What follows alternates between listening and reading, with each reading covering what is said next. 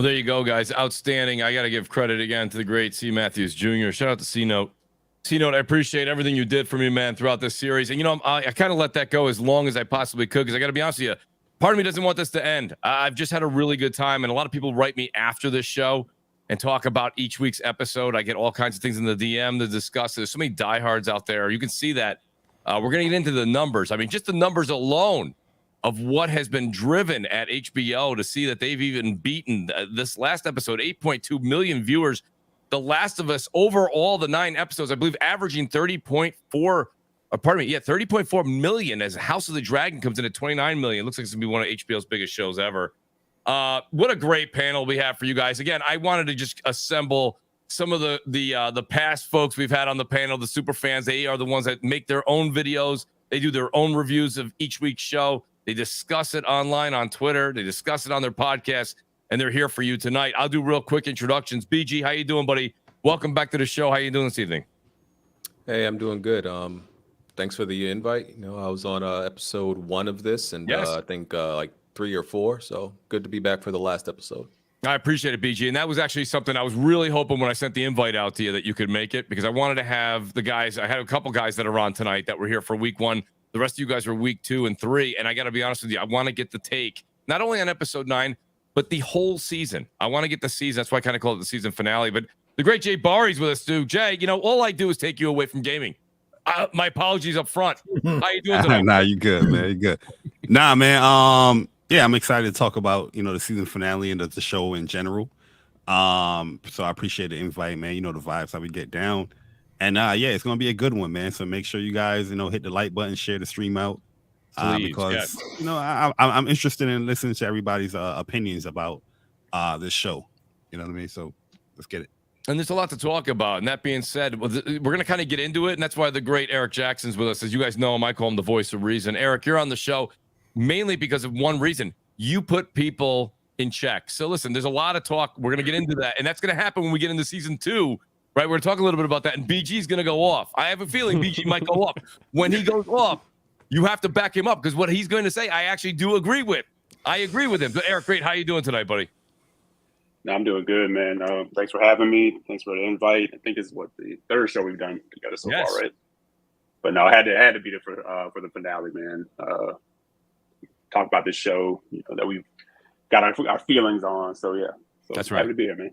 Good to have you, E. The great Noof Nukem up there, and the great upstairs, the United States. We love the Canadians down here, buddy. How you doing up there, Noof? Yeah, we're the rooftop of America, baby. That's good to be here, man. Yeah, I was here in episode 1, and I think I did one other episode in between, but it is great to be back for the finale. I mean, what a ride. Can't wait to get into the discussion, see how everybody feels about it. And boy, oh boy, HBO has got a massive hit on their hands, and I'm telling you, they're going to be green-lighting this one. It's just going to be really interesting after the second season, which I'm pretty sure we know is going to wrap up, where that one might actually go, since there is no third game in the series, so. That's right. That's right. And actually, I'm glad you kind of segued into it. I will bring that up as we kind of go forward. Noof, the great Red Hood 420 is with us too. Red, listen, I know you're digging it. I know you're loving the games. Great to have you back on the show. You've done one of these with us as well. How you doing this evening, buddy? Yeah, I'm doing pretty good. The last time I was here, honestly, was episode 3. So I guess people can call that the most divisive episode in the show. Absolutely. So going in from episode 3 to the finale is going to be good, interesting talk. So I appreciate the invite, and it's a great panel. So let's get it. Outstanding panel, guys. Again, please do tweet it out, like it, hit the subscribe button, hit a button. Who knows what's going to happen? I'll start first and foremost. BG, I got to go to you because you've been absolutely on fire on Twitter. You did your own reactions. I kind of want to start real simple here. Let's just kind of get over it. We'll just kind of coat over episode 9. Episode 9, real quick. Your initial thoughts, A. B, how was the pacing? I've got to ask you about the pacing because I think they did a lot of things right, but I don't know about you, BG, but as I watched the entire 45-minute show, at least every 7 minutes, I turned to the missus and said, there's no way they're doing all of this with 25 minutes left. Okay, so I don't know. How was your pacing on it, and what'd you think of the overall episode? Oh, you're muted, BG. My bad, thanks. So yeah, going into it, we all knew it was like 40 minutes, and then we knew also there was going to be a part with the part with Ellie's mom, right? The flashback. Yes. So I was like, they're definitely going to take some time with that, and then give or take, we're going to have, let's say, maybe 30 minutes left. So the part in the game from after David, when they're on that, I think on that highway in spring, to the very end of the game, that could be an hour and a half, right? So I'm like, how are they gonna? Because I feel the hospital scene alone could have been 40 minutes easily. I agree. So I was like, okay, they're definitely gonna take shortcuts. We didn't get the tunnel with all the infected. That's right. I figured that wouldn't be there. I'm like, there's no way that's gonna be there. I felt like they're going to cut out something, and they did. They took a lot of shortcuts, as they've been doing since like episode 4. There's been a lot of shortcuts, and people could say, it's due to gameplay segments that aren't necessarily relevant, but I think some of those gameplay encounters are relevant because they involve the greater danger in the world. So it's still, even though they took the shortcuts, we still got our some of my violence fix, because I'm very upfront about it. I want to see the violent parts, which I think they kind of avoided. The Joel killing piece, and they kind of montaged it out. Yes. Right, which okay, we got some violence, but it was essentially like a sizzle reel, a montage.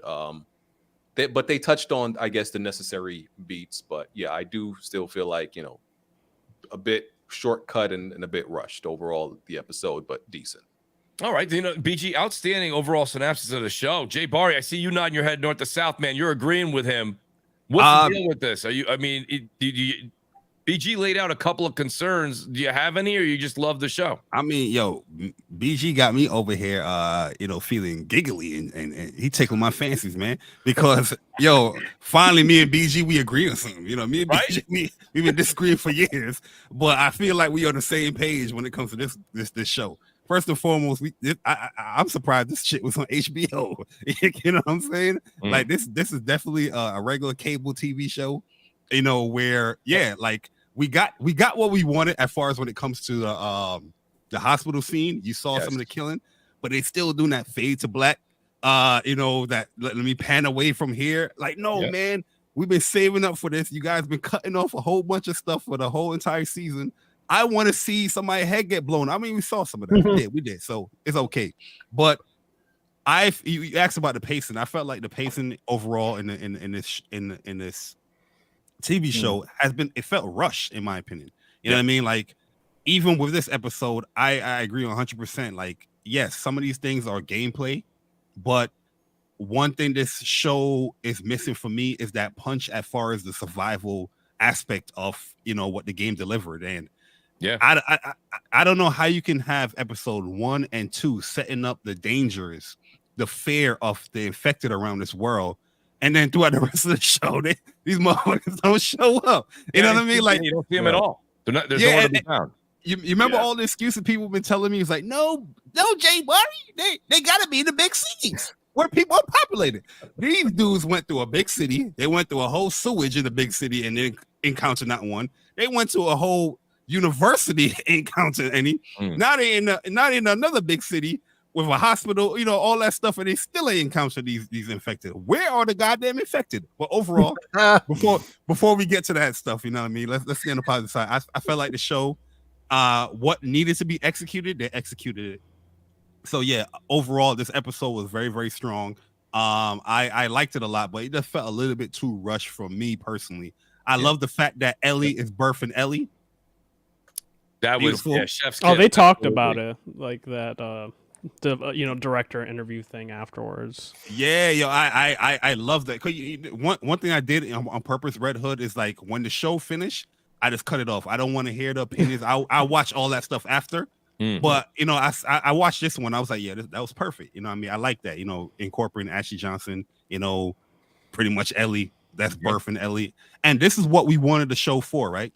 The background as far as certain things the game didn't tackle or further explain, that left up in our imagination to create some ideas or what happened here. But now they actually explaining certain things, and I felt like they did a great job doing that, even giving Joel like a new background, with the whole scar in his head, him committing suicide, opening up to Ellie and all that stuff. I love those aspects. So yeah, there's things that they needed to nail. They definitely nailed it a great job. But well, I got to say one thing real quick. Shout out to the great Jimmy Harrison as well. He says the show has its issues, but I have to admit, best damn video game adaptation I've seen to date. Shout out to Jimmy Harrison. Jim, thanks so much for being here. I appreciate the super chat. Guys, I had a hard time. The one thing is this, and I want to give credit where credit's due. You have the Nolan Norths out there, and you have Troy Baker. And Troy Baker was in episode 8, right? Yeah. And Troy, when he was his normal Troy voice, the one that God gave him, all right, like legit, he didn't recognize him as Joel. The minute that scene where I believe it was Ashley Johnson walks into the house. Oh yeah. She's even like just panting and she screams. You just hear Ellie, right? I mean, so it was kind of surreal there. Ellie birthing Ellie. It was kind of wild. I kind of dug it. I like how you said that, Jay. What'd you think, Eric, though, overall, man? What'd you think of the show before we kind of I have a bunch of line items I want to ask all you guys, but I want to get the overall take from each of you guys on episode 9. I love the episode. I agree with BG and I agree with Barry that there definitely are moments that felt like throughout the whole season that felt rushed. Nothing to a point where I felt it was like, I would say overall like lacking, because like I said, I think the show is a gift and a curse if you've played the game. because there's things you're going to be looking for from the gameplay aspect of it, right? That an average viewer is not going to really pick up on. So, like I said, watching the whole season with my wife, she was like the litmus test for how the whole thing was going. And the whole time last night, I kept looking over at her, and she had her hand over her mouth, like this. In particular, when we finally got to see the Joel that we all know, because I think up to that final episode, we saw flashes of it. The first episode, you saw definitely a flash when you get the guard, down, and then there was kind of a little bit more subdued anxiety, things like that throughout the rest of the show. Mm-hmm. Then you saw just how brutal and cold dude can be, in that final episode, right? Absolutely. So, but I think overall, and I want to agree too, like on the, we'll definitely get there more, but definitely not seeing as much infected, especially when they set up a pretty cool plot device in the second episode where their communication travels. Like they can feel it like miles away, and they didn't really like revisit that. We got the one, I think episode 6, when we saw all the infected, we saw the bloater and everything, they're speeding. So you saw the threat, but I think personally, I think they could have carried that threat a little bit more, and they didn't really do that. Eric, they were creating s'mores. They were making s'mores in the wilderness. It was like, yo, you guys can make s'mores and everything that's chilling. Yeah. And I told Mooch this, Bar. One of the things that kept driving my wife crazy, she's like, they're too damn loud. She's like, everywhere they go, they're like yelling, they're kicking over stuff. That bothered me too. I thought certain instances they were too loud, but at the same time, that's what we're going to kind of get into in a second after I get, I want to hear Noof and I want to hear Red Hood, is that this world wasn't necessary. I think we were kind of attributing it a lot to not just the game, but other zombie or post-apocalyptic worlds, right?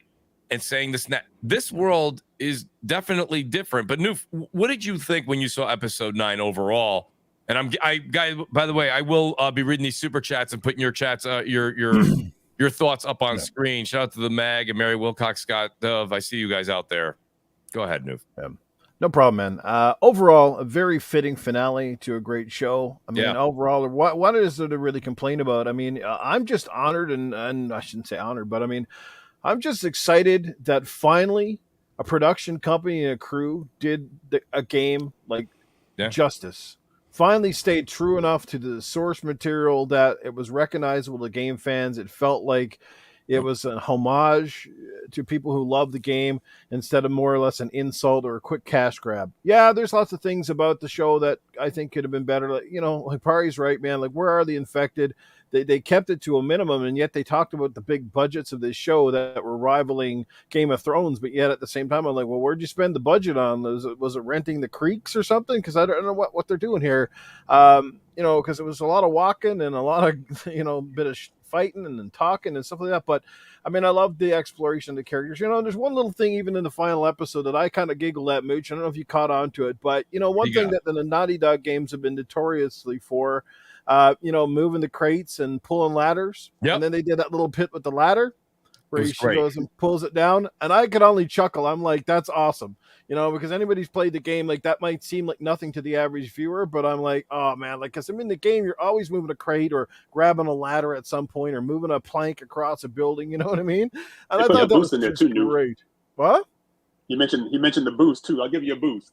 I'll give you a boost. Yeah. You know what was missing though? The fact that they didn't tackle her don't know how to swim again. Like that was something I was looking forward to in episode 9. The way how they met up with the army people or the what you call it, the Fireflies. Like I was expecting like, okay, is she gonna be drawing the Joe got saber? Something like that, but nope, they didn't tackle that again. Yeah. And and you gotta love how they snuck in voice actors into the show, like you mentioned, Troy Baker and Ashley Johnson and stuff like that, and that start to the finale episode. That's something I don't think we've seen that in the game, right? Sort of the origins of Ori, so to speak, or Ellie. Ellie, yeah, right. So that was a cool little feature. That again, that was kind of a great thing in a sense. Kind of give us a little bit of background and like I mean that show just started emotional. And ended emotional. That's another thing. It was a really good roller coaster ride from start to finish. Everybody's going to have their favorite episodes. I definitely put 1 and 9 up there in the echelon of my top episodes. And you know, and I love the scene in the city again when all the infected came out of the sewers, and Joel was picking them off with the rifle and stuff, and you got to see the big bloater, and I mean, there's so many great parts, but it was a lot of the great conversations too, and you know, even a little thing for me, like up here being a Canadian and being a fan of Canadian television, some of our actors, the fact that they included like a legend in Canada, Graham Greene, in the scene in the cabin with him and his wife. That was nice, you know, just to toss in a guy who's at the end of his spectrum, at the end of his career, and they kind of brought him into the whole thing as well. And again, seeing part of Southern Alberta on display throughout the show is a cool little feature for those of us who've ever been up in this neck of the woods. And just, man, what can I say? It's just a great show. You know, I think the third episode was probably my weakest overall. That was the one I kind of didn't like, but it wasn't for the reasons people probably think it is. It was anyway. But no, man, this episode was dynamite. And another thing too, and this is something that is going to hit us differently than it's going to hit a person who's just watching the show and never played the game, right? We saw the scene at the end, spoiler alert, where Joel comes busting through the door at the end when they're getting ready to do the operation in LA, and he pops the bullet in the doctor's head. Yep. And to the average person, you're just like, boy, that was cold and that was quick, you know. But we know what that means now. For those gamers who played the second game, we know there was a lot more meaning in that scene for us now than there was for the average viewer, because they're just thinking, oh my god, like he's just gone off the rails, and that's the thing. By the time we got to this episode 2, we really started to see that bond was changing between Joel and Ellie. You saw like when he brings out the game Boggle, and he's like, let's play Boggle, and he's actually asking her now to do the puns, whereas before he kind of shunned her off when she was doing that sort of stuff. You know what I mean? He completely went father figure by the time we got to episode 8, 9. I mean, that was we talked about that when we did the reactions of episodes 1, 2, 3, 4. We said, I'm starting to see it. This was full-fledged.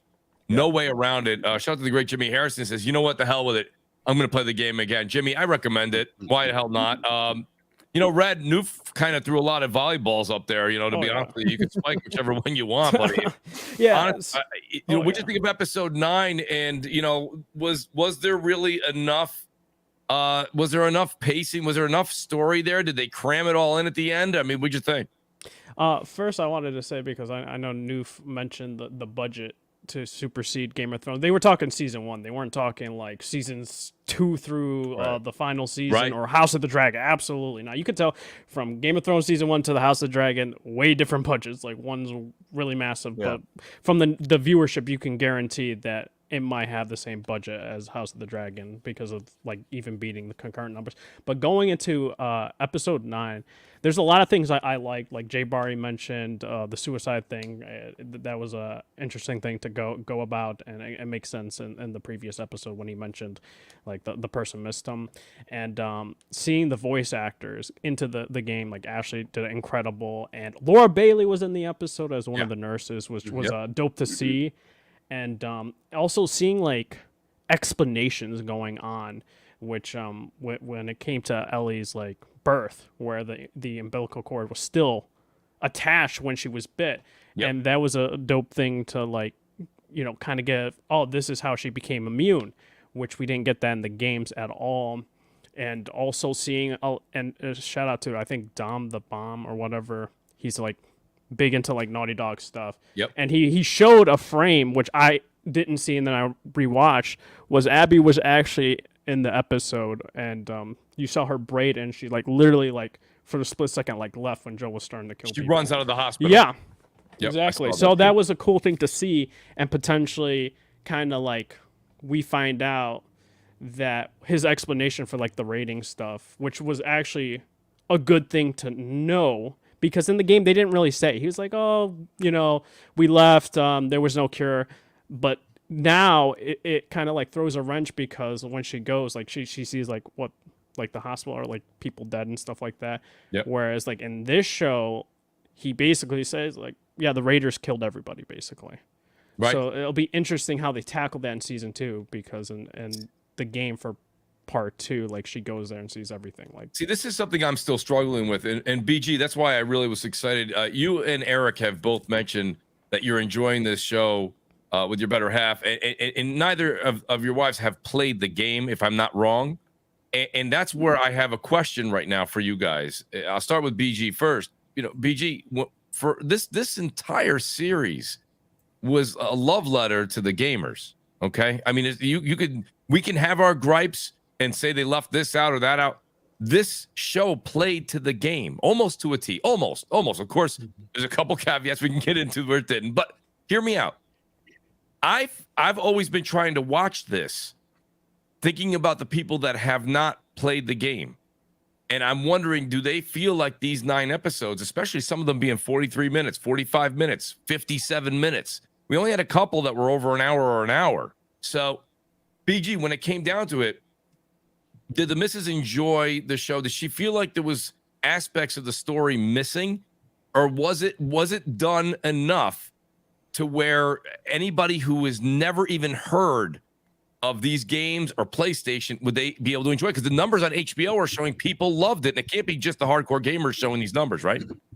Yeah, well, my wife didn't finish it yet.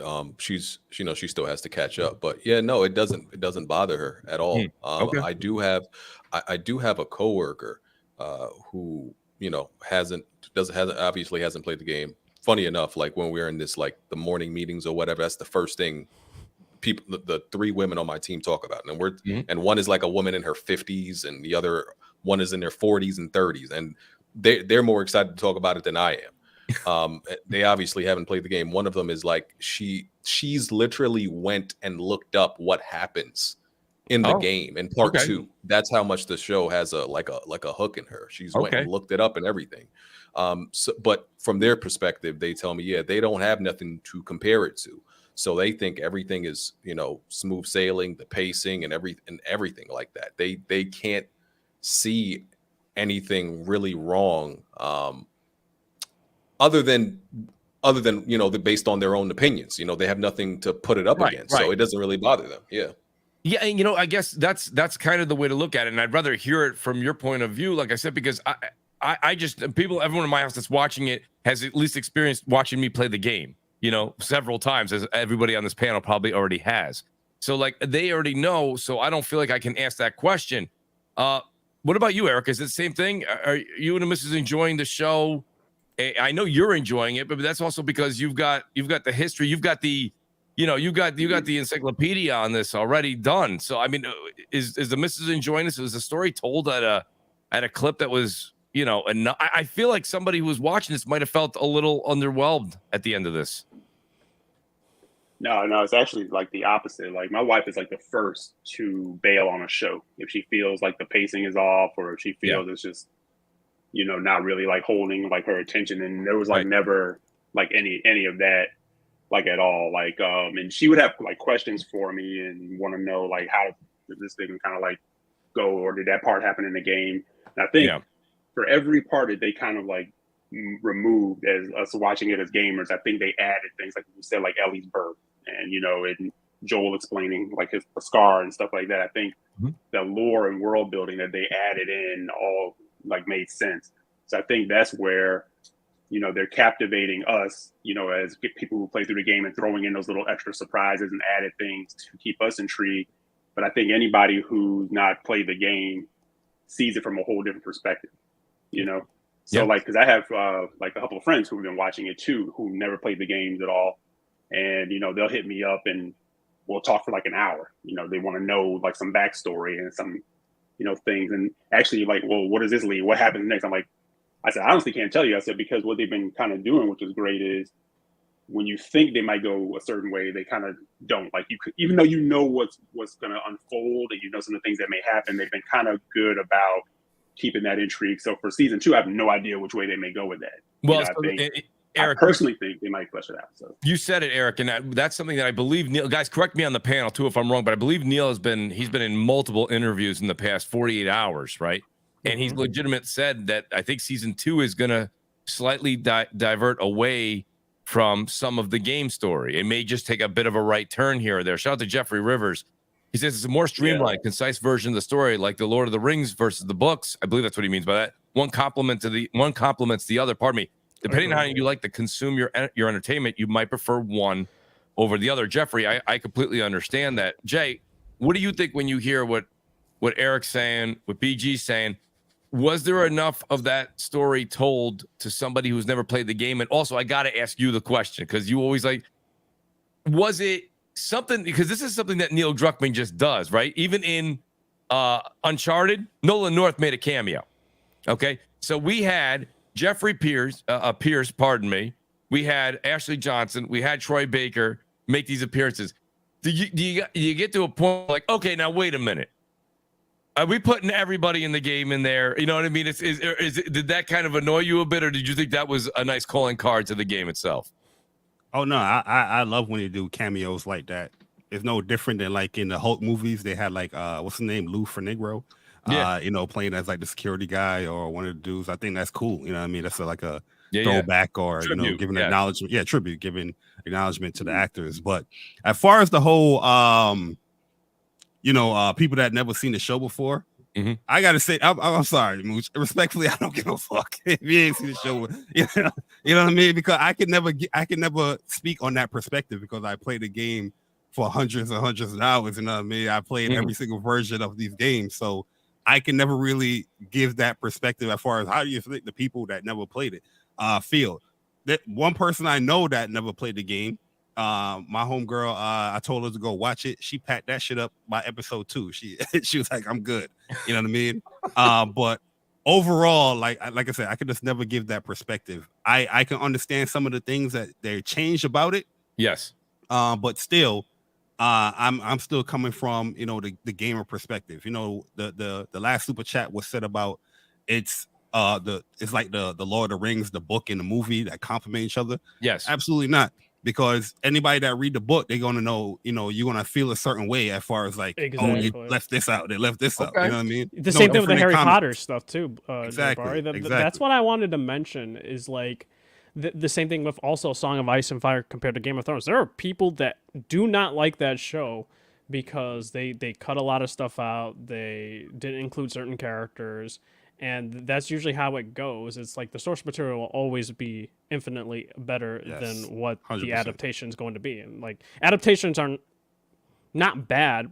Well, some are, but it's just like I said. It's like when you come from a different perspective, like as a viewer, not knowing the source material, it's gonna be good. If they adapted books to movies and TV for word, or even games to movie word, screen by screen, the budgets would be astronomical. It'd be a much longer show. I guess, and all that. You know what? As Jay and Red were just speaking, there's a reason I keep asking this question. It's this. So I came into House of not House of the Dragon, but Game of Thrones, and I never read any of those 7,000 page books by the great George R.R. Martin. I didn't read any of those books. They're okay? good. No doubt about it. And that's not me to say they are or not. I didn't.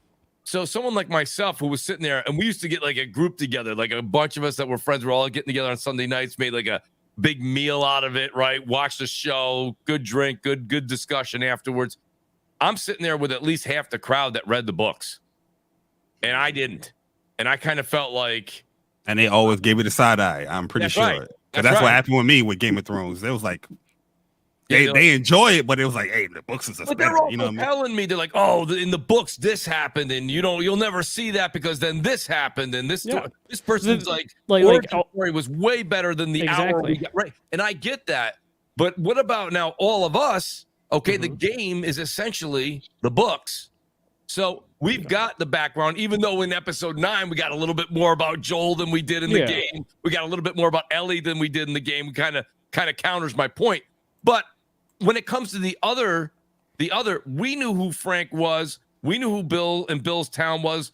We knew the relationship that Joel had with Bill. And I was one. That's why I asked those questions. And Brett, if you want to take the mic back, go ahead. That's why I was making that point about how do people feel? How do folks feel that haven't played the game? Did I make a good point there, Red, or not enough? Like I agree with like what you're bringing up, because it's like when you're a viewer, it's just you're not going to compare it.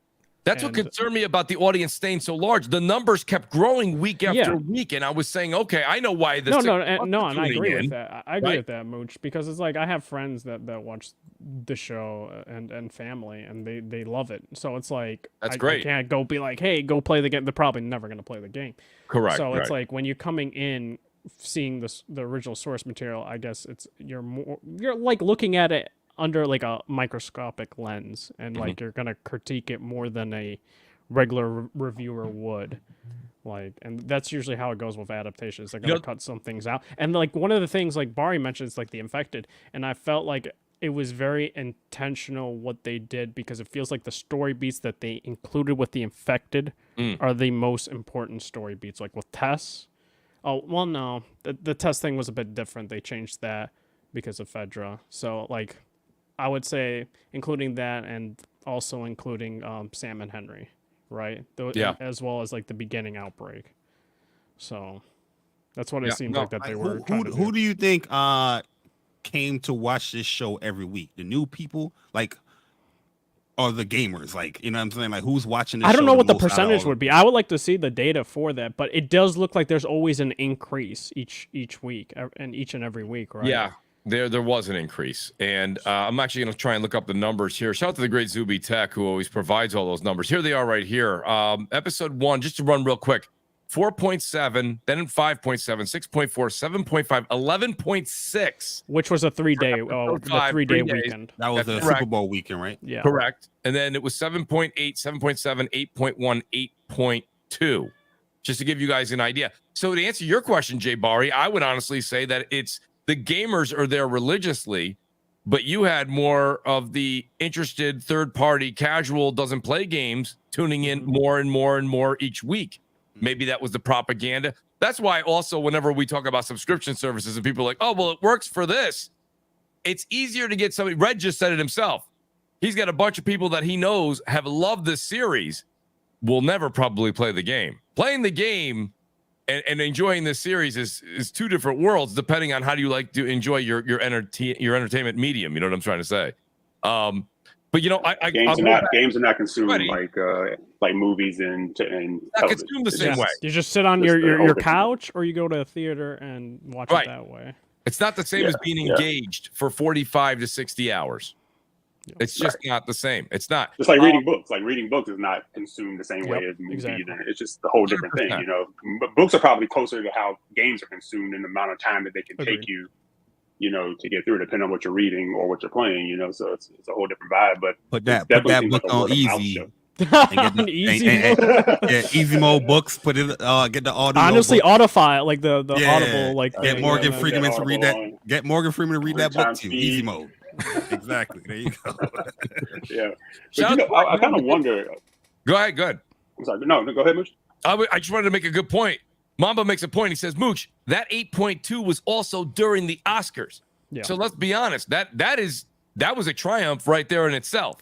But you could make the argument the Oscars are going downhill in terms of viewership. They are, but what else on a Sunday night besides a football game would have rivaled it, right? It would just be Emmys, Oscars, or some sort of an award. I just had to bring a counter argument. Right. You know what I mean? Not wrong.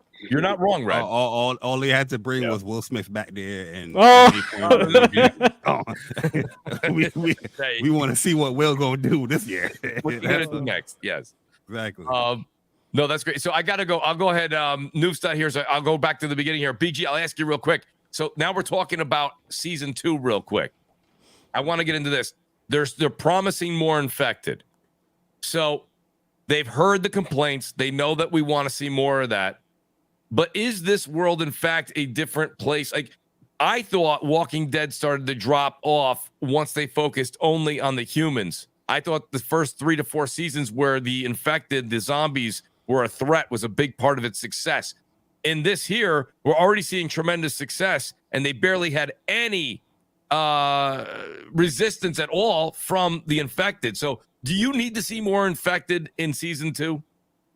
Yeah, absolutely. I think I do think part of it, even though they had a big budget, they did say that they spent a lot of that budget on the sets, right? Like them houses and stuff like that, and the town. Yeah. All that was literally made. That's not like a town that they just decorated or anything like that. They custom made all of that, all those sets. So I think probably a lot of it went to that. And even though HBO, I'm sure, was very generous in their budget, it's still, you know, that first season of any show is still a trial run. Yep. So I imagine the season 2 is going to be much bigger. They're going to give them a bigger budget because of the success. and everything should be better. They should give them more episodes too, you know, more per episode. We know the second part 2 is going to be multiple seasons, like probably like 2 seasons. So I'm expecting to like the production and the time they take to do part 2 a lot more.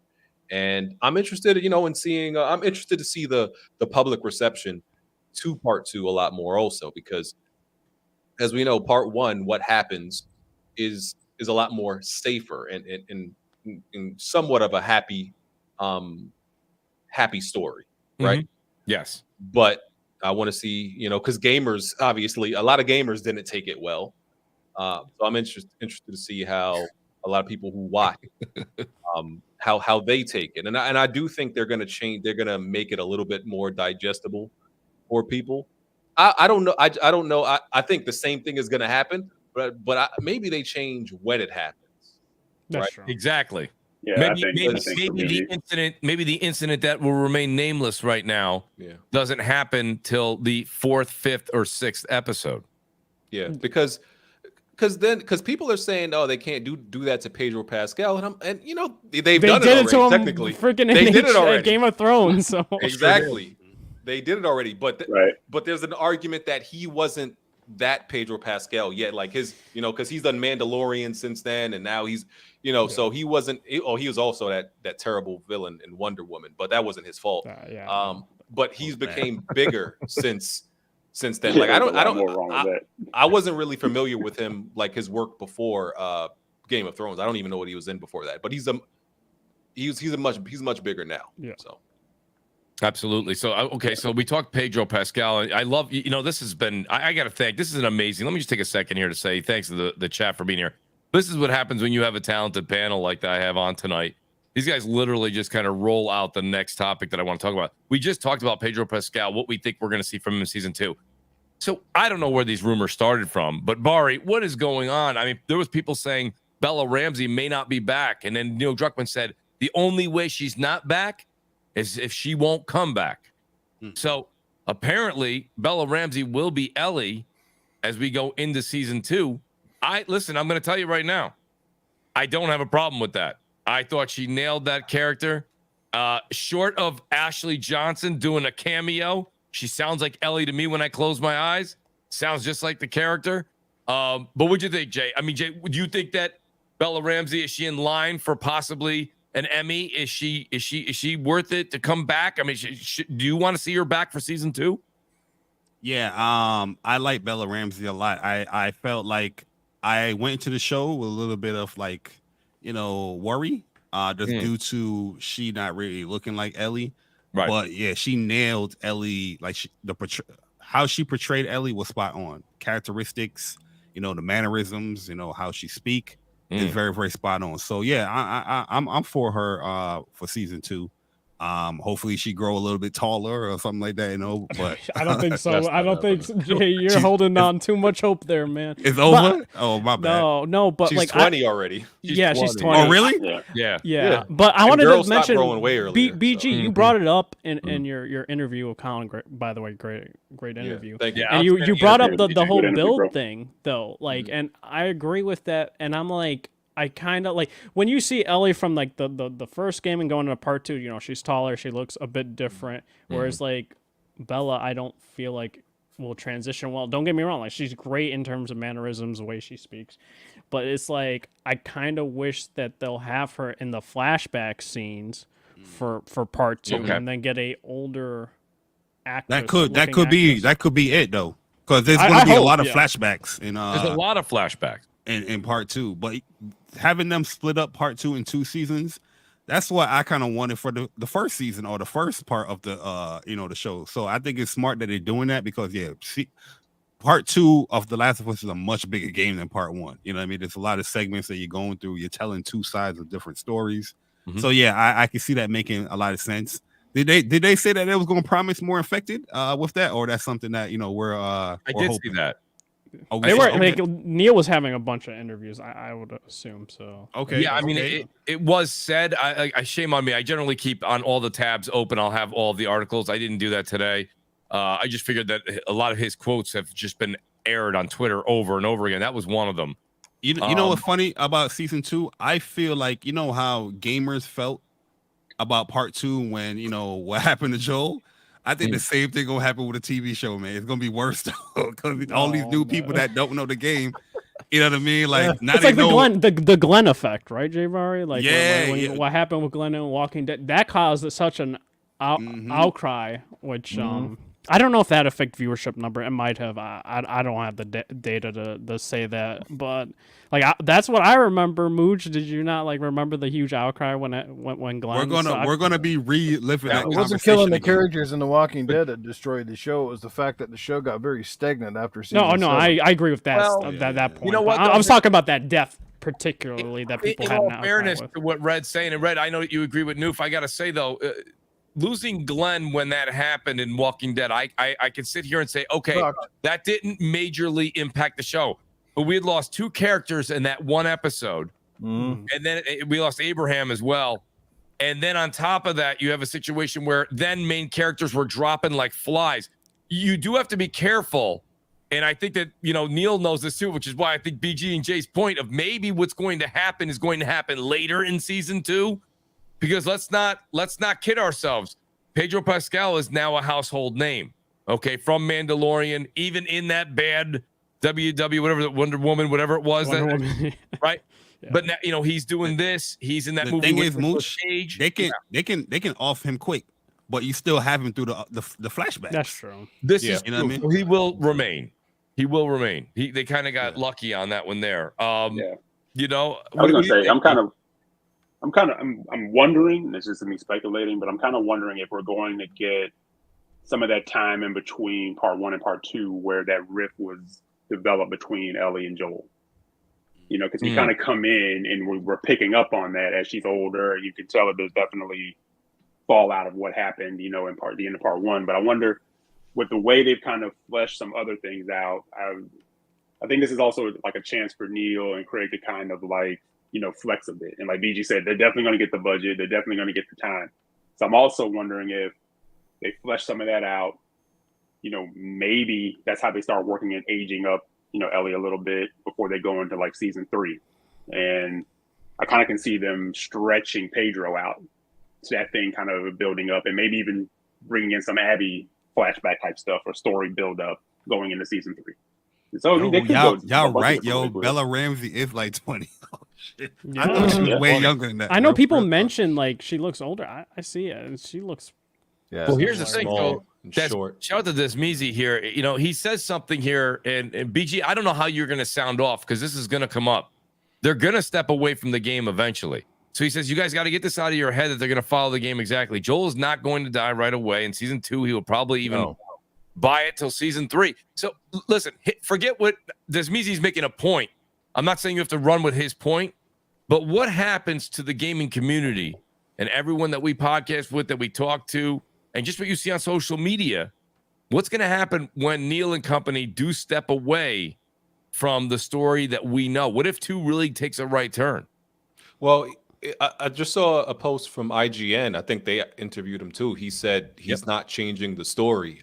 He's not of 2. Yeah, he said he's straight up not changing because they asked him because of the backlash. He said he's not changing anything about the story. How it's delivered, maybe they change it because that's what we're talking about. Yeah, maybe there's a way that you could not show what happens early on in the game, but it happens. But the audience sees it later on. But the same things are typically going to happen. He says he's not changing the story. So, okay. Yeah. What else did he say, BG? He said he don't give pretty much he don't give a damn about what the haters had to say.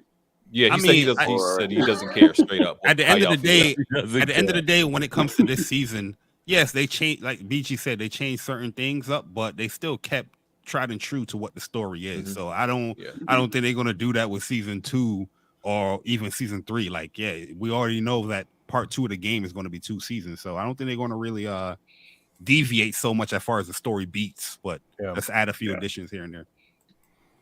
Yeah, shout out to Black Mamba Gang. Says the worst thing about the show ending is this podcast going away. Shout out to Mooch and the panel for these weekly shows. Mamba, thank you for being here, buddy. I really appreciate the super chat as well. I'm actually going to miss it too. Really been thinking about maybe doing something on a Monday night too to see what we can do, but that'll be down the road. This has just been a phenomenal series. Noof, I'll ask you first. I'll go on this end. I'll go to the top row here. So the doctor scene. Yeah. You know, we were saying that's a big part of this. Did they really capture it right? I almost think, Noof, before I give you the mic, I think they legitimately one-for-one it.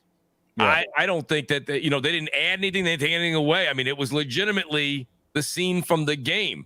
So did they nail it, Noof? Did they get, because that 10 seconds interaction between Joel and the doctor is what sets up part 2, like the essence of part 2. That's right. So how'd they do? Did they do a good job? No, the hospital scene was a little faster perhaps than we'd all had hoped for, but it was definitely well done. You know, then they do go to the zoom shot of the head on the floor, and like I said, the average viewer just thinks that's another death. You know what I mean? Yeah. But playing the game and knowing the impact of the second game, like none of us even knew the impact of the first. I thought it was genius how they tied that story in. You know, when the second game came out, and that's how they introduced Abby's characters, we find out that doctor was her father, and they were on the verge of an actual like cure, essentially, that could have changed the earth. So it comes down to, you know, one person's life outweighing the lives of the many. And it was all because of, like, you know, as Ellie tried to say to Joel, especially in the second game, like you're kind of being selfish, you know. You know, and Marlene brings that up too. She's like, Marlene, like, I've looked after this girl and she would have wanted you to do this. And he kind of goes against her. And like, even that, you know, he's known Marlene for a bit and he just caps her off, you know, like he wasn't going to have it. He wasn't going to lose another person. He wasn't going to lose Ellie. Like, that was a very impactful scene. The show opened, you know, with her birth. And essentially, you know, there's a lot of metaphorical stuff there. You know, it's almost like the death of the doctor, death of society. Just you know, but again, it's a love story. It's about the bond of human nature. When, you know, no matter where we are in this world and how much you know, the shit hits the fan, and you know, the love is stronger than all bonds. It's you know, family, and you don't have to be blood to be family. But it's just amazing. You know, they went through so much. I mean, even Ellie brings it up in the conversation. She's like, I don't want this to be for nothing. We've come so far and been through so much. And you have to, of course, assume in your head, there's a lot of stuff that, you know, that probably went along during the journey that you never see in the game or the show. You know, you kind of fill in the blanks. But you're going across the country, though, and you got so many obstacles to face, and not to mention even things like starvation and dehydration and things like that we take for granted every day. But, you know, when they sit down and have meals like in Bill's house, and they're like going really fast and shit, you know, and like just so many things that you look at in that show. And I think the other thing was when you try to be a viewer and you put yourself in their own shoes, it can make things more impactful. But that scene at the end was just dynamite.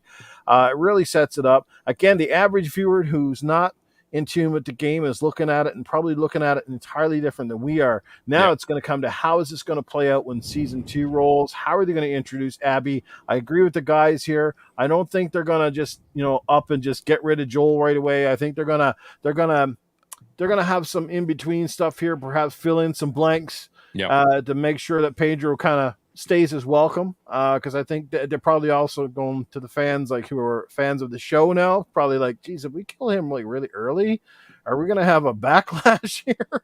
Well, that's it. That's going to be something that they're going to have to determine. You know, real quick, let me ask you guys a gaming question here. This is coming from the game, also transpired into the show. You know, Marlene's sitting there at the end of the show, and she says, Joel, listen, let's make things right. I don't care that you killed 20, 30 of my men. Don't care. We'll make this right. Does Marlene, in your opinion, does she have any idea that the doctor is dead at that point in the parking lot? I mean, she has to suspect something, she knows. Right? Like, but how could everything be all right?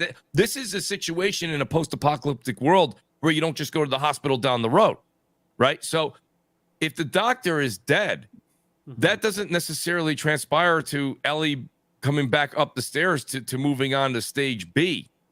Or Dr. B. Yeah, I mean, I think in part 2 they did kind of say there's not a lot of doctors left in general, but for some reason he was the only one with enough knowledge about this to even provide a cure. I don't know how that is, I guess, but that he's the only one. But yeah, he that's why they say Joel, essentially ends humanity by killing that one doctor who. There has to be another one, BG. That's what I think. Not with the Fireflies, of course, but that's probably the only but one the with the other Fireflies. factions. Yeah. But I'm pretty sure Marlene's pretty connected. The thing is though, like, yeah, that doctor was like a saving grace and possibly could have this cure, but it wasn't a guarantee. That's why I think Joel was like, oh hell no. Nah. That's something that they touch on in the games, right, Barry? Like, like in the game, there was like, it's not a guarantee that it was going to work with the audio logs and things like that. It was we don't know. I do think the scene. I think they did that scene perfectly though, where Joel walks and he doesn't kill the nurses and everything.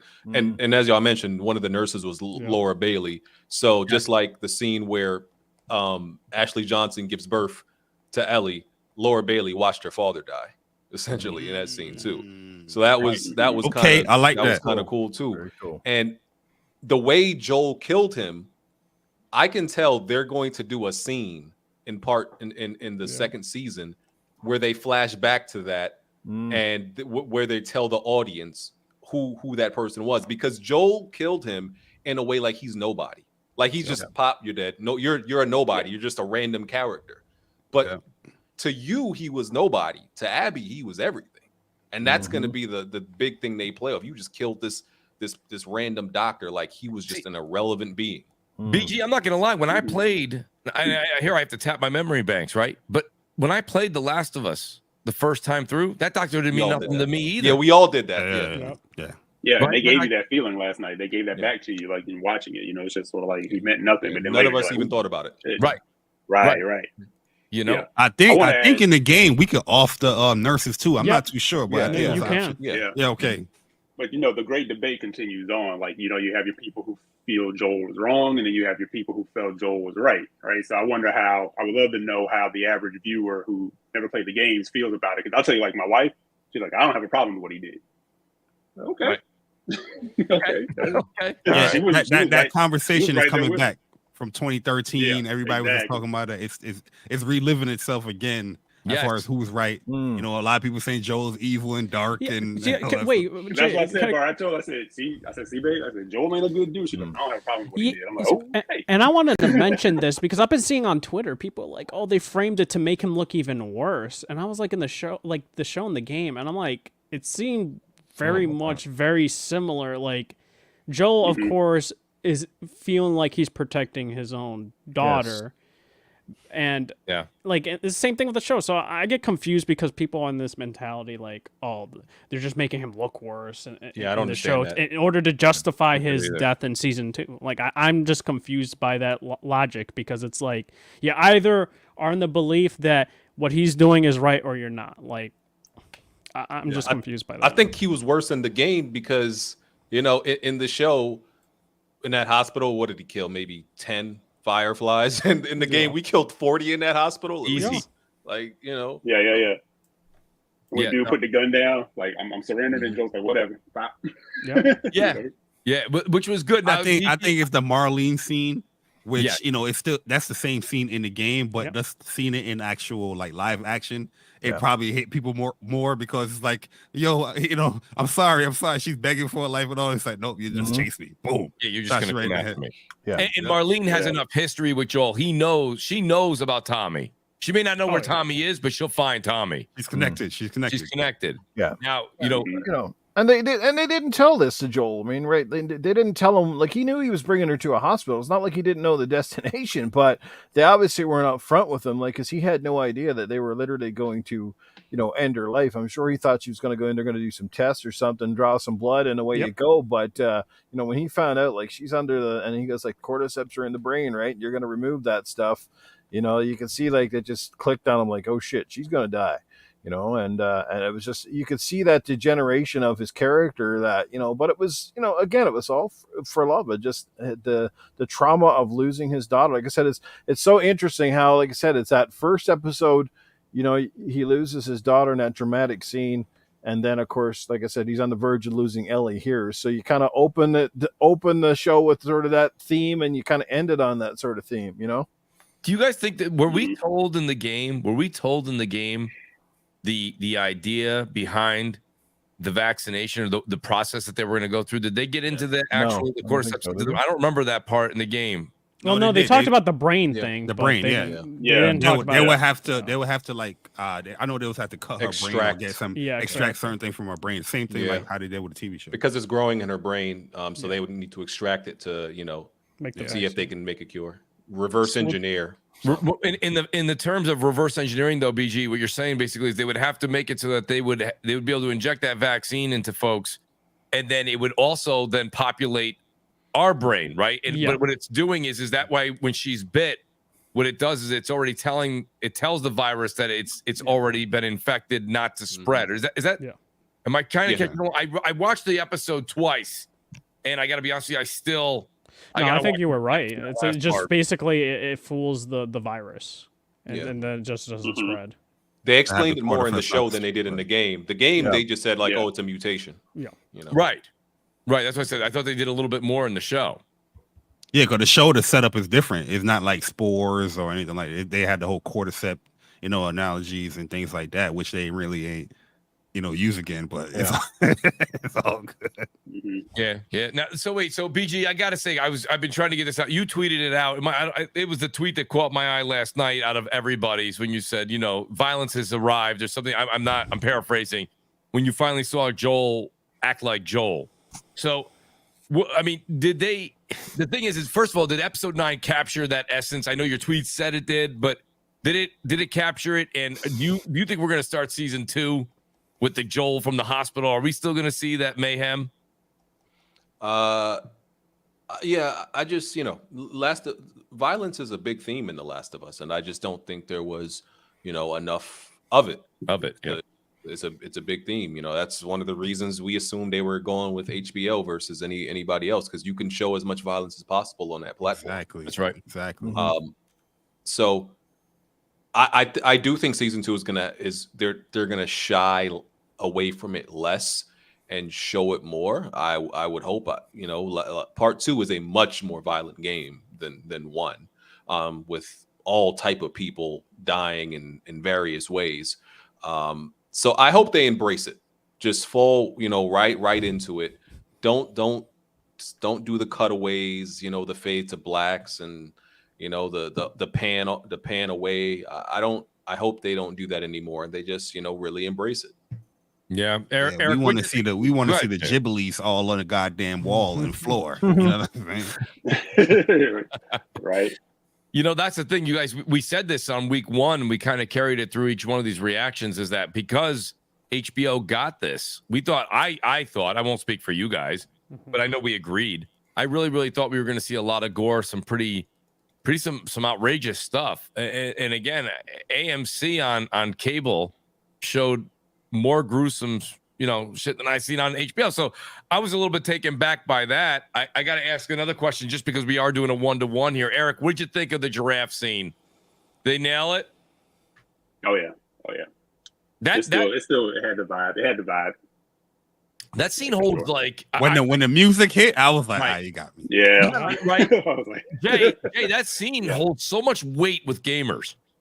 It's the first thing that people were talking about when it was alluded to. It was going to be in episode 9. Then it was there, and the music, and thanks for bringing that up. It's something I said on the first 3 episodes of this reaction show, and then I've kind of let it go, and I shouldn't have. The music is such a strong portion of this, and for those of you that are listening to this show that haven't played the game, it's right from the game, man. It really does. It ties everything in. I mean, Jay, you agree the giraffe scene was done perfectly? Yeah, man, I thought it was done wonderfully. They nailed it as far as like the setup as, hey, I'm going to boost you up, or let me boost you up, and she just ignores it and drop the ladder, leading into the giraffe. Like, yo, really, truly, I knew it was going to be there, but I was still shocked that it was there because they take so much away from the show. And I'm like, oh, that's just that's a very important part of the game to have them talk and like, all right, let's get this done and all that stuff. So it was going to be in there, but they nailed it 1-to-1. Even the dialogue is like 1-to-1 as well. So I was very happy with it. I'm going to read this super chat while I think- do that. Guys, I want you guys on the panel. If there's a question that you guys actually have for the rest of the panel that we haven't discussed tonight, whether it be for the series or episode 9, let me know. I want you guys to kind of think about that. I'll ask you guys in a second. Shout out to Olamoka. I appreciate the super chat. He says, watch the show like you never played the game. Accept changes and let it immerse you. It is hard. If you watch it from a gamer's perspective, as I put this on screen, my apologies, it can ruin your experience to enjoy it. You criticize every moment that won't meet your expectations. So Olamoka's saying you've got to kind of go into this and enjoy it. But Olamoka, if I was to sit next to you in a theater, okay, which this happened to me, I went to go see the third X-Men movie, which is The Last Stand, which everyone will probably tell you is the worst. Yep, look at Jay. He's already telling you. Literally, the person sitting next to me in the theater, no, he did not show up with me. Screams out before we were at the premiere night, Jean Grey dies at the end. And I'm like, I did what BG did. I kind of just started laughing. I'm telling you, I've never seen a movie theater so hostile. They were hostile. And so what I'm trying to say here, Olamoka, with that little snippet in my life is that it's once you know, like Jay was nodding his head, he didn't agree. It's hard to say. Yeah. Pretend you don't know, right, Noof? Yeah, but I mean, at the end of the day, it's a show, right, made by gamers, first and foremost for gamers, and that's why it works, because they stayed fairly true to the source material.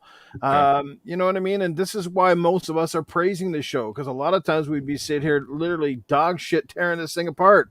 But no, they did it well enough that a lot of us can respect the fact, like you said, you look at the giraffe scene, it's almost perfect. It was almost frame for frame. Watch the game, watch the dialogue. It was almost on point. You know what I mean? These are the little things that we watch. Again, I referred to the ladder thing earlier. The average person who's watching that show is not going to get that reference, but we do.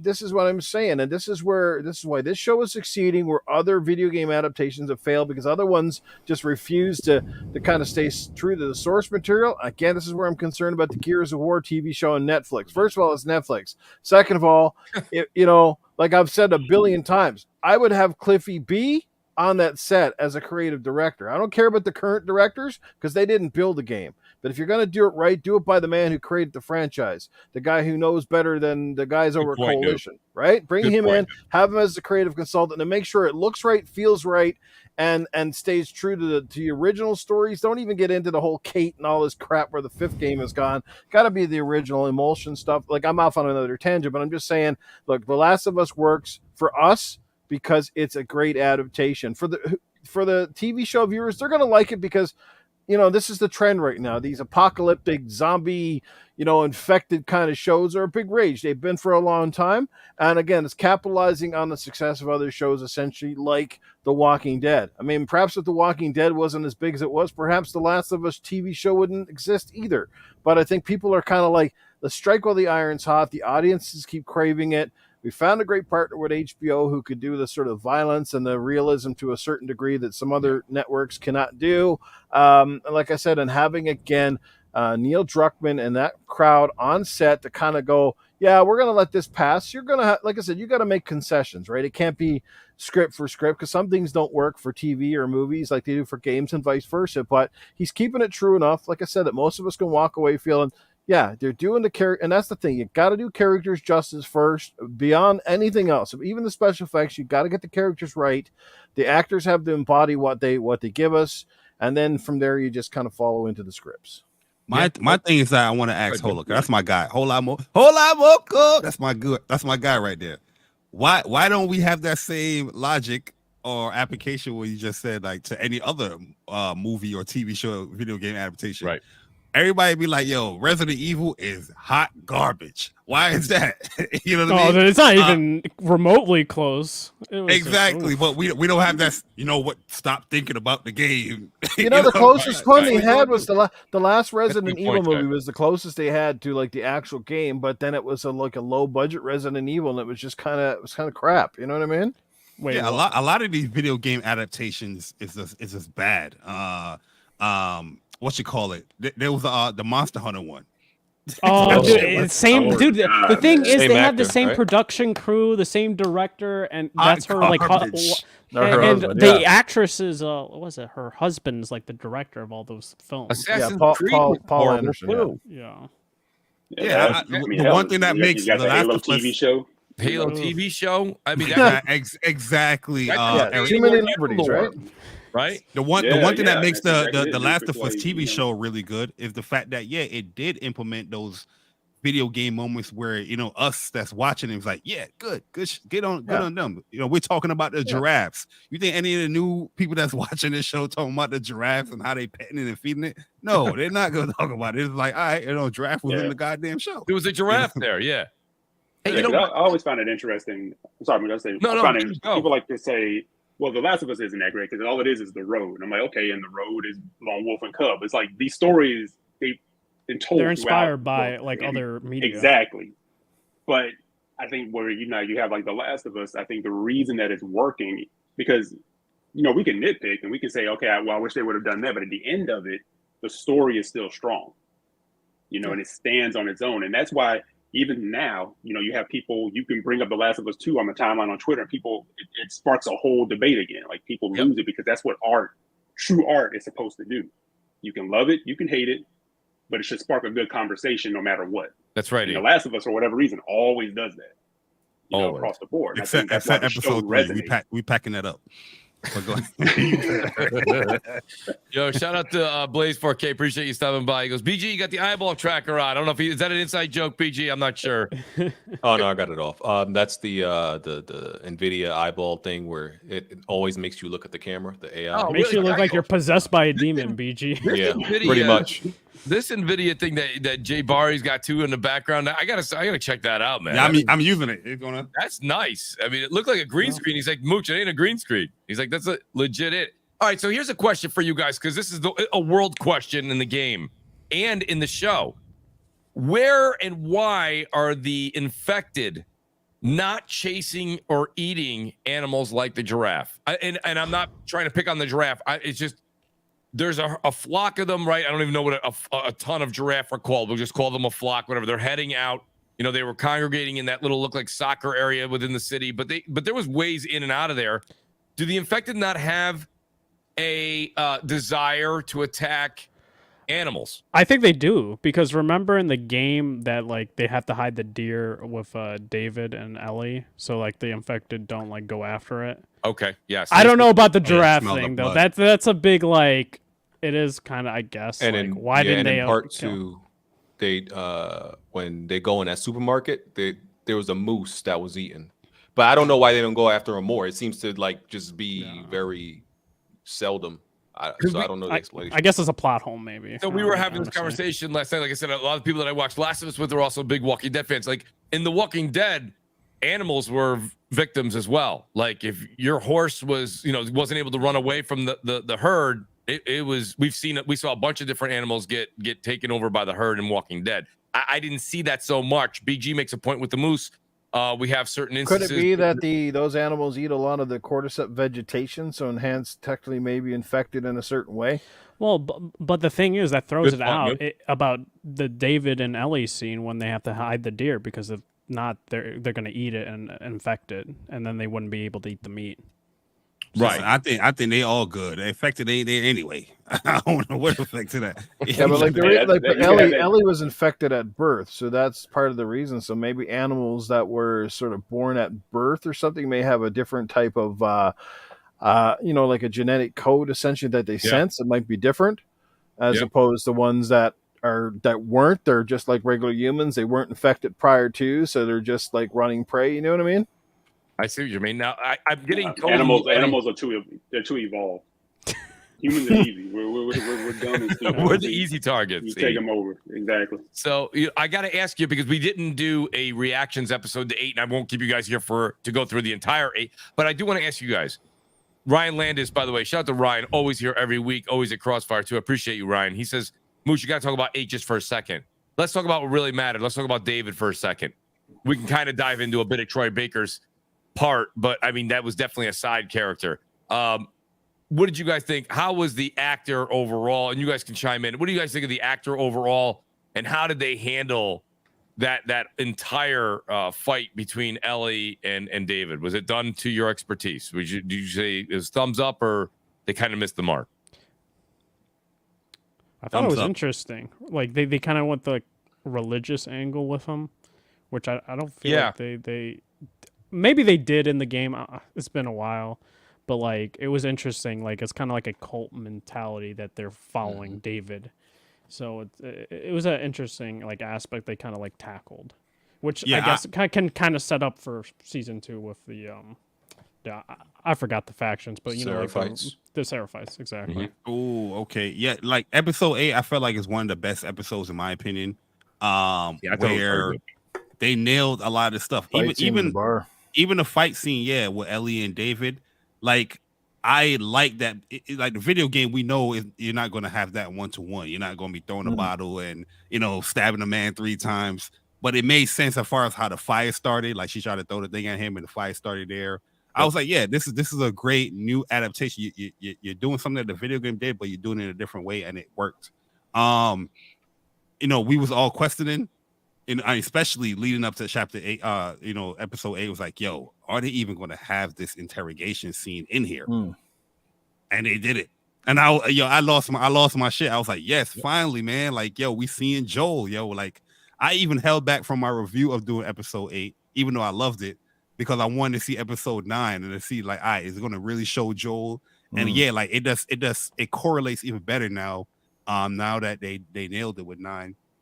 I feel like 8 was like one of those perfect episodes to me. Like 2 and 8 is up there for me as like the best episode. Yeah, 2 was phenomenal as well. But I got to say one thing that I got to kind of call BS. Tell me if I'm wrong too, guys. And we're staying on 8 here because Jay, what you had just said, that interrogation, the situation where Ellie was, caged in and she's going back and forth with David. Right? The fade to black before he interrogates them. But my bad. Go ahead. No, that's fine. But the one thing that was said, you guys remember, and everybody thought this was a big warning. Like, oh no, this is going to be bad. This isn't going to be.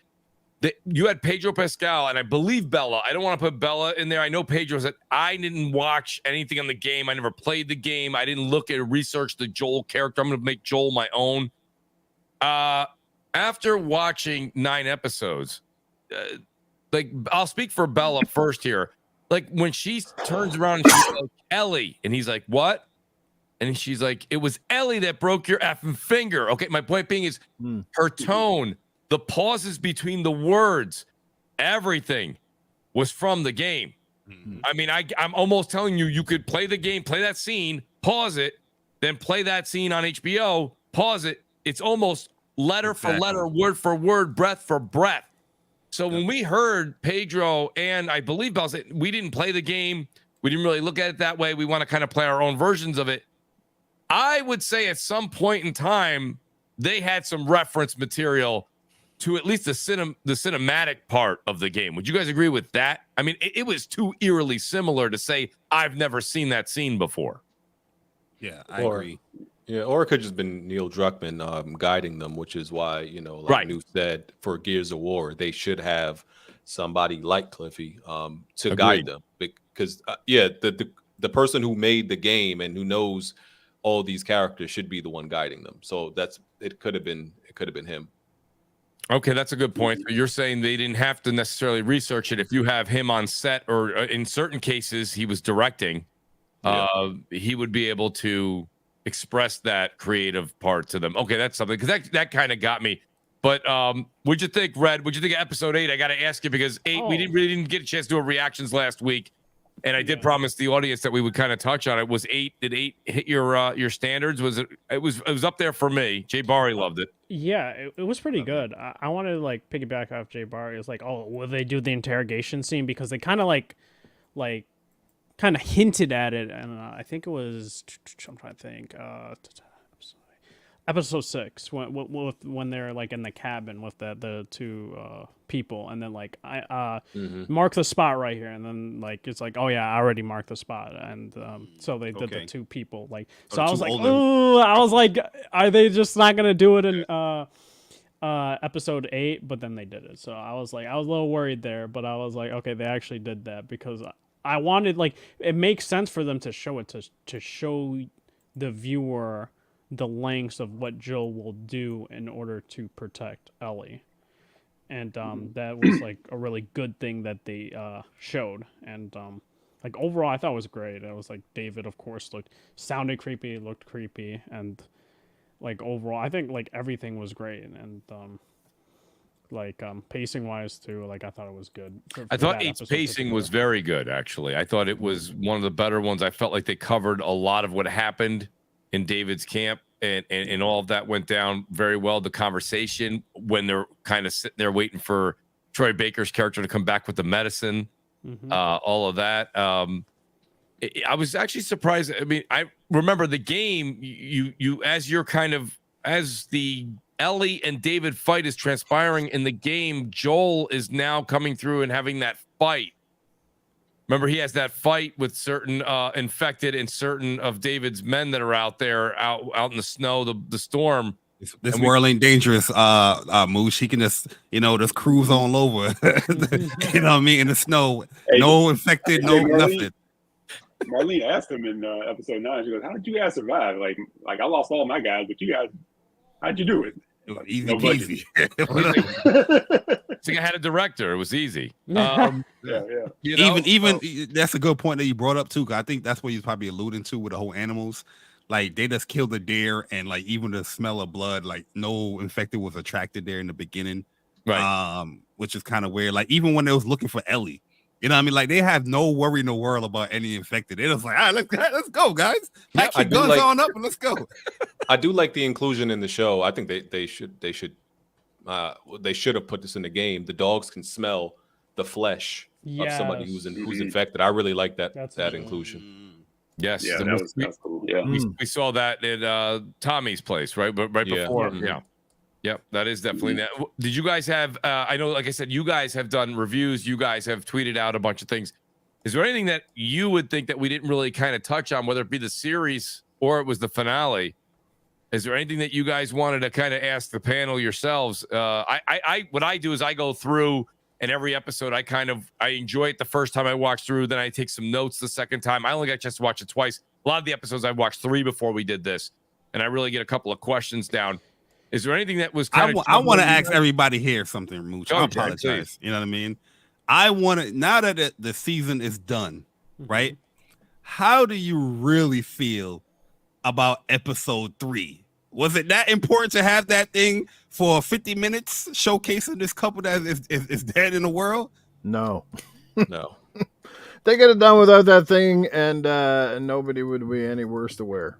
See, it's not. It wasn't a necessary episode, right? That's the episode that you win an award for, though. That's they definitely will. That's the what is it? The Oscar? Is it the Emmys? Oscars, right? Emmys. Okay, the Emmys for TV shows. Yeah, that's the Emmy episode that you throw in there because we want to win an award. That's not like something that's really for relevant to forward the story.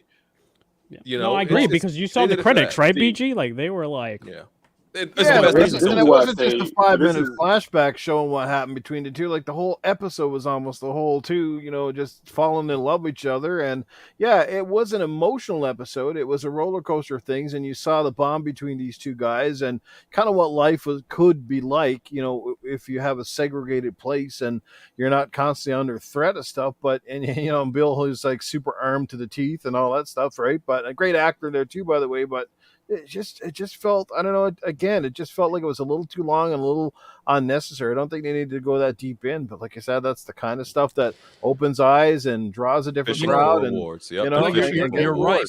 Think about if you guys know the episode well. Let me add 20 minutes. Instead of Bill dying at the end with Frank, with that mixture that they put in the wine, if he didn't do the Romeo Juliet scene, if they didn't do that, legitimately, wouldn't it have been better if Bill was still alive and we got for 20 minutes that crabby Bill when Joel got back? Yeah. 100% Mooch. Because if you 100%. don't change 1 second of episode 3, not 1 second, except I do think that Raiders fight should have ended up a little differently. But other than that, change nothing.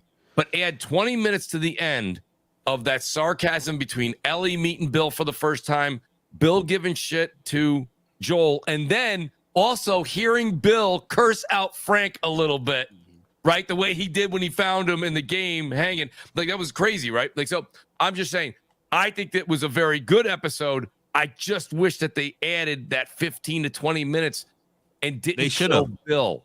They should, because even in episode 4, when she's looking at the magazine and she's like, "Bye bye, dude." Who's a dude? Who you say bye bye to? You didn't meet him. You know what I'm saying? Like, just heard about that whole part. It didn't feel as strong as a game because you didn't meet this character. Yeah, like I said, that's just award fishing. That's what that is. Like, you're not wrong. You're not wrong.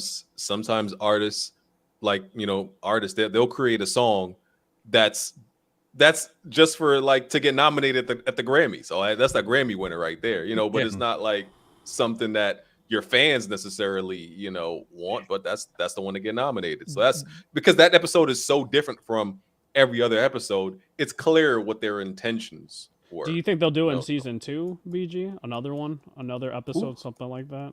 What could they do in season 2 that could like be? Yeah, that's what I'm. Oh yeah, they're gonna have probably now Ellie and that other girl. Like, Dina. Maybe an episode with Ellie and Dina. Yeah. So maybe that, but I thought the one that may end up in a death at the end that's different is maybe the whole relationship with Abby and God forgive me for what was the guy's name? Yeah, I know you're talking about. I know the guy's name. Owen. Yeah, Owen. Yeah, yep. Owen. Yep. Yes, I thought we could see something kind of go off. Like just kind of go left on the story and take us out, for a full 60 minutes. And you're like, I didn't need to know that. You know what I mean? Mm-hmm. Owen's a part of the story, but they could make it where we could care less. I don't know. Like I said, but yeah, it could be a Dina episode. It could be, I thought it was more like Owen where they'll make a left turn and kind of just make it, where people go, the gamers will be like, you didn't have to do that. Shout out to Miles, by the way. I want to do the super chat real quick before we start to wrap up here. He says, did you guys notice when Joel is on his rampage that he shoots and misses at someone who runs away? Someone on Twitter slowed the scene down and you can see that they have braided ponytail. So we talked about that, Miles, but I wanted to give thank you so much for the super chat. We do believe that was Abby. Right, oh, that girl is Abby. You know what's funny, because on Kind of Funny, somebody told me that Neil Druckmann said that's not Abby or something, like he confirmed it's not Abby, but I didn't see the episode for myself, so I don't know. They're saying that image of that girl running away with the braided hair that people are slowing down. They're saying that's Neil said that's not Abby. I have to watch the episode again, but I thought it was very weird, right? Yeah. Because one thing I learned, I forgot who said this. Is one of those legendary like filmmakers. He said, good directors never put anything in their show that doesn't mean anything. Right. So anything you see in a good TV show that you assume, that's just something random, not relevant, everything is relevant. So if there's a soldier, that what seems to be a soldier just running away and they get away, that has to be something. Maybe it's not Abby, but that has to mean something. Yeah, and a braided hair. Somebody that's so specific though. A braided, like Abby. I think the person had like a flight jacket on too, like Abby. I don't know, but I think it would make sense that it's her. Yeah, exactly. I gotta watch the Kind of Funny interview though. I gotta watch. Maybe he's trying to like throw like suspicion away, and it's just like, I was gonna say, totally Neil's done Abby. that before. Like, he's done that before. Somebody will bring something up. He goes, "No, that's not it," and then it ends up being, Yeah. Maybe it could be somebody who one of Abby's friends from the group. Maybe. Could be because Owen in part 2, Owen. Abby finds Owen with her father dead on the floor. Owen was with her father before. Yeah, but weren't Abby in the hospital too? I think she was, right? 'Cause I remember in part 2, she was. It might be after though she was in there, but I think she was listening to like some of the logs and all that stuff as well before.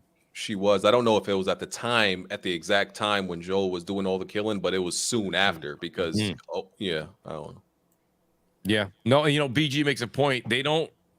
Directors, they don't put things into scenes for nothing, and it's funny you say that. So if you're like me, and I don't know what my problem is, collectibles in a game, a lot of times I'll be streaming and people in the chat are like, Mooch, why the hell are you going down this way? There's nothing. The game says go left. I'm like, listen, these developers got a lot of shit to do. They're not just adding an entire cavern over here unless there's a damn shiny collectible to pick up. You know what I'm saying? So it's the same thing, BG. I agree. They don't throw things in there for no reason. And graphic artists don't draw things in games or give you portions off the map, the side of the map, unless there's something in there. It may not be part of the main story, but it may play a role in either a collectible, a find for a trophy, or a side quest. But nonetheless, Great discussions tonight. Outstanding show. Guys, thank you so much for the super chats. Thanks to the chat. Thanks to this amazing panel. I promised these guys an hour and a half, and I really want to keep them to it because I also like these guys when they do Crossfire. And if I don't keep my word, I won't get them back on Crossfire.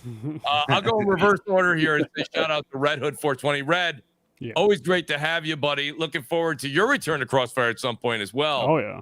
But let everybody know where they can find you. Thanks for being here tonight, bud. Yeah, you can check me out on Twitter, RedHood240, and Twitch at RedHood420. So I do 2-hour, 3-hour stream there. You check me out, talk movie, gaming, and I'll play a couple games on Twitch, YouTube. I'm about to probably make, along with my Death Stranding video, a Final Fantasy 16, 5 things I'm super excited for Final Fantasy 16.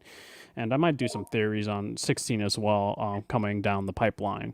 So check that out. And like I said, great panel. Everybody here was awesome and energetic. And like I said, Mooch, you put out really good content, and kudos to you, man.